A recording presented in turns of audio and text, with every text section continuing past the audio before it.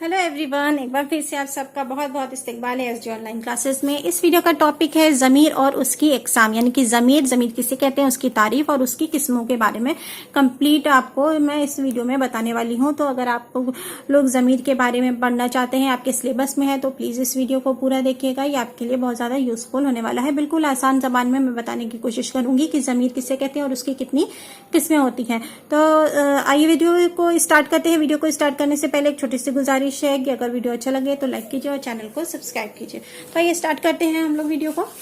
ज़मीर और उसकी इकसाम, यानी कि ज़मीर किसे कहते हैं और उसकी कितनी इकसाम यानी कि किस्में होती हैं। ज़मीर की क्या तारीफ है?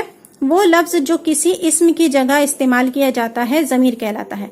यानी कि वो लफ्ज जो इस्म की जगह बोला जाए वो क्या कहलाता है? ज़मीर कहलाता है।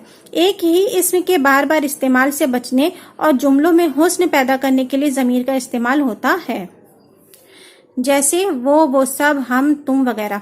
अब एक ही इस्म को, यानी कि अहमद, हम मान लेते हैं अहमद वो इस्म है, तो अगर हम कोई भी सेंटेंस में अहमद बार बार बोलेंगे तो उस जो सेंटेंस का हुस्न जो है, जो मतलब थोड़ा इरिटेट करने लगेगा। जैसे कि अहमद, उस लड़के का नाम अहमद है, अहमद ने खाना खाया, अहमद सो गया, अहमद ने पानी पिया, अहमद स्कूल जाता है, अहमद एक अच्छा लड़का है।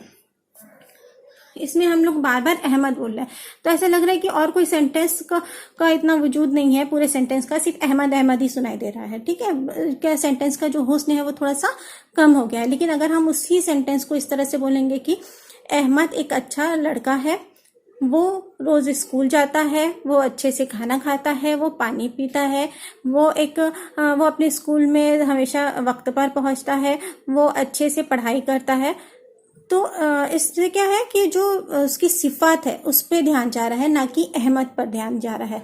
उसकी सिफात पे भी ज्यादा ध्यान जा रहा है।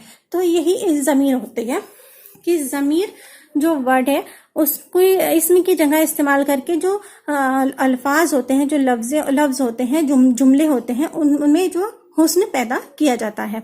जैसे ज़मीर किसे कहते हैं? वो सब, हम, तुम वगैरह। तो ज़मीर किसे कहते हैं? ज़मीर वो इस्म है या वो लफ्ज है जो इस्म की जगह पर इस्तेमाल किया जाता है। इसकी कितनी किस्में होती हैं? ज़मीर की 5 किस्में होती हैं। ज़मीर की मंदरजा झेल 5 किस्में होती हैं। पहली है ज़मीर मतलब या ज़मीर शख्सी, जिसको हम पर्सनल प्रोनाउन कहते हैं। दूसरी है ज़मीर इस्तिफहामी यानी इंट्रोगेटिव प्रोनाउन। तीसरी है ज़मीर इशारी डिमॉन्स्ट्रेटिव प्रोनाउन। चौथी है ज़मीर मौसूली रिलेटिव प्रोनाउन। पांचवी है ज़मीर तनकीरी यानी इंडेफिनिट प्रोनाउन। तो ये 5 है ज़मीर की किस्में: ज़मीर मतलब या ज़मीर शख्सी, ज़मीर इस्तिफहामी, ज़मीर इशारी, ज़मीर मौसूली और ज़मीर तनकीरी। अब आइए इनकी तारीफ देखते हैं। तारीफ यानी कि डेफिनेशन। ज़मीर मतलब या ज़मीर शख्सी किसे कहते हैं? वो ज़मीर है, ज़मीर मतलब या ज़मीर शख्सी वो ज़मीर है जो किसी आदमी, जगह या चीज के बदले में आए। जैसे अहमद ने कहा कि वो बाजार नहीं जाएगा, यानी कि यहाँ पे अहमद यानी कि आदमी के बदले आया है, वो बाजार नहीं जाएगा, तो ये क्या हो गया? ज़मीर शख्सी है। जुमला में वो ज़मीर मतलब या ज़मीर शख्सी है, यानी कि किसी आदमी के बदले में बोला गया है, तो वो क्या कहलाता है? ज़मीर शख्सी या ज़मीर मतलब। ज़मीर शख्सी की 3 किस्में होती हैं। पहली ज़मीर गायब, ज़मीर मुखातिब और ज़मीर मुतकल्लिम। ये इंपॉर्टेंट है, आता है एग्जाम में। ज़मीर गायब किसे कहते हैं या ज़मीर मुतकल्लिम किसे कहते हैं, तो इसको आप अच्छे से पढ़ लीजिए। ज़मीर में सबसे ज़्यादा इंपॉर्टेंट ज़मीर गायब और ज़मीर मुतकल्लिम की डेफिनेशन होती है। अक्सर आता है या फिर ऑब्जेक्टिव में भी पूछ सकता है कि इसमें आपको 4 ऑप्शन दे देगा, पूछेगा ज़मीर गायब इसमें कौन है या ज़मीर मुतकल्लिम। इंपॉर्टेंट है, इसको मार्क कर लीजिएगा। तो ज़मीर गायब, इसको अपने जहन में रखिए। ज़मीर गायब किसे कहते हैं? यानी थर्ड पर्सन, यानी कि तीसरा आदमी कोई। ये ज़मीर ऐसे शख्स के लिए इस्तेमाल होती है जो मौजूद ना हो। जैसे वो सब, वो है लेकिन वो कौन है? जो यहाँ पे अभी नहीं है, तो वो थर्ड पर्सन जो होता है उसके लिए ज़मीर गायब का इस्तेमाल होता है, उसको ज़मीर गायब कहते हैं। दूसरी है ज़मीर मुखातिब। یعنی سیکنڈ پرسن. یہ ضمیر ایسے شخص کے لیے استعمال ہوتی ہے جو موجود ہوتا ہے، جیسے سامنے موجود ہو، جیسے تم سب، تمہارا. تو یہ کیا ہوتا ہے؟ ضمیر مخاطب ہوتا ہے، جس سے ہم سامنے والے سے مخاطب ہو رہے ہوں، جس سے سامنے والا جو ہوتا ہے وہ ہوتا ہے ضمیر مخاطب. تیسری ہے ضمیر متکلم، یعنی کہ فرسٹ پرسن، یعنی کہ میں یا ہم. یہ ضمیر ایسے شخص کے لیے استعمال ہوتی ہے جو خود کلام کر رہا ہو، جیسے میں، ہم سب. تو ضمیر متکلم یعنی کہ فرسٹ پرسن کون ہوتا ہے؟ میں، جو بات کر رہا ہوتا ہے وہ. ضمیر مخاطب سیکنڈ پرسن جس سے بات کی جا رہی ہے، تم. اور ضمیر غائب جو کہ وہاں پہ موجود نہیں ہے پر ہے، تو وہ ہوتا ہے ضمیر غائب. کسی کے بارے میں بات ہو رہی ہے، جیسے وہ، وہ، اس. تو یہ کیا ہوتا ہے؟ وہ ہوتا ہے ضمیر غائب، یعنی کہ کسی کی بات کی جا رہی ہے لیکن وہ ابھی سامنے موجود نہیں ہے. پھر ضمیر کی دوسری قسم کون سی ہے؟ ضمیر استفہامی یعنی انٹروگیٹو پروناؤن. اس کی کیا تعریف ہے؟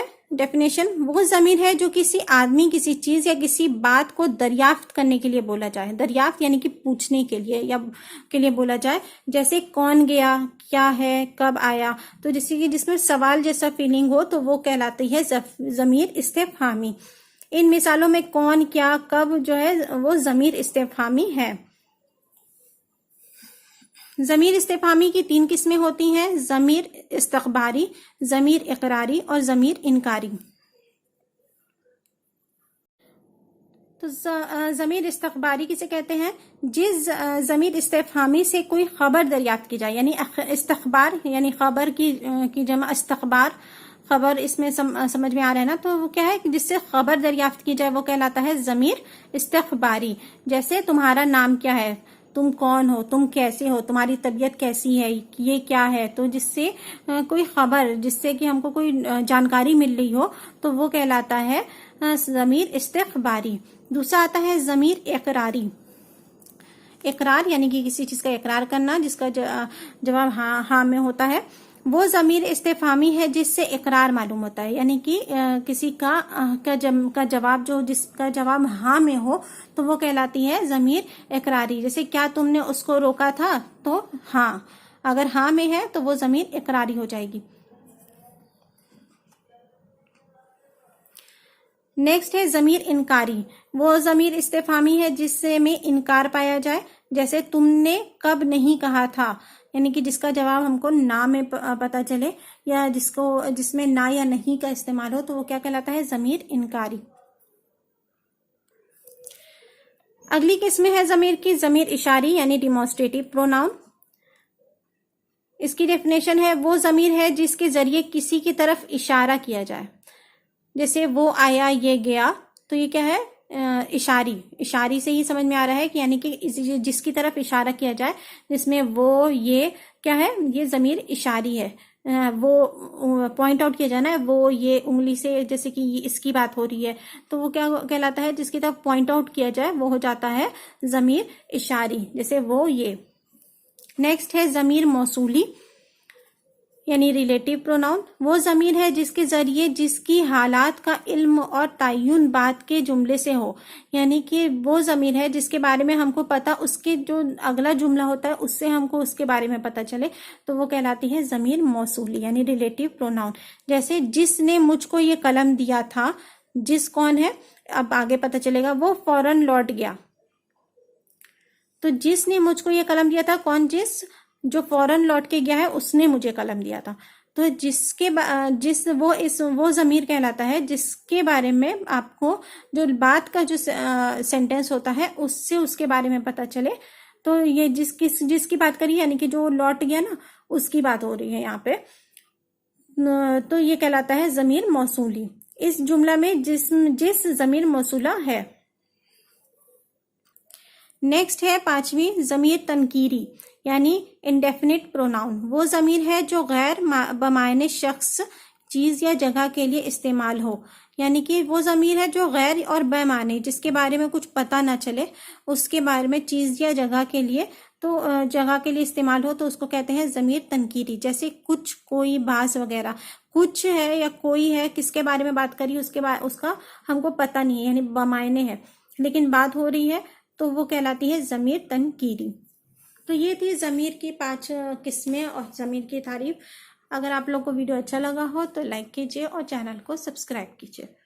اور اگر اس ضمیر سے ریلیٹڈ کوئی بھی ایسا کوشچن ہو جو آپ لوگوں کو پوچھنا ہو تو پلیز کمنٹ سیکشن میں جا کر کے مجھ سے کوشچن کر سکتے ہیں.